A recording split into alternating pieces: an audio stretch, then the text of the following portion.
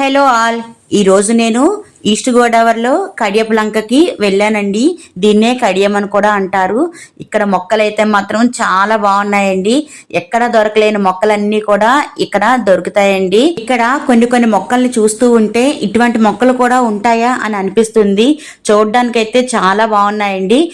మా మావయ్య ఇంటి పెరట్లో కడియం నుంచి తీసుకువచ్చిన ఈ మ్యాంగో ట్రీని నాటాడండి. చూడటానికి చాలా చిన్నగా ఉన్న ఈ మామిడి చెట్టుకి కాయ అనేది చాలా ఎక్కువగా కాస్తుందని వాళ్ళు చెప్పారండి.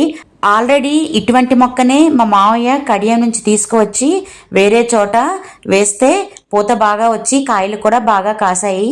నాకైతే చూసిన ప్రతి మొక్కను కూడా మా ఇంటికి తీసుకొని వచ్చి పెరట్లో వేసుకొని పెంచుకోవాలని అనిపించింది. అంత బాగున్నాయి మరి. Hello all. ఈరోజు నేను ఈస్ట్ గోదావరిలో కడియపులంకకి వెళ్ళానండి. దీన్నే కడియం అని కూడా అంటారు. ఇక్కడ మొక్కలైతే మాత్రం చాలా బాగున్నాయండి.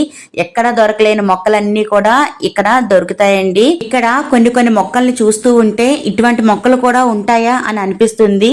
చూడడానికైతే చాలా బాగున్నాయండి. మా మావయ్య ఇంటి పెరట్లో కడియం నుంచి తీసుకువచ్చిన ఈ మ్యాంగో ట్రీని నాటాడండి. చూడటానికి చాలా చిన్నగా ఉన్న ఈ మామిడి చెట్టుకి కాయ అనేది చాలా ఎక్కువగా కాస్తుందని వాళ్ళు చెప్పారండి. ఆల్రెడీ ఇటువంటి మొక్కనే మా మావయ్య కడియం నుంచి తీసుకువచ్చి వేరే చోట వేస్తే పూత బాగా వచ్చి కాయలు కూడా బాగా కాసాయి.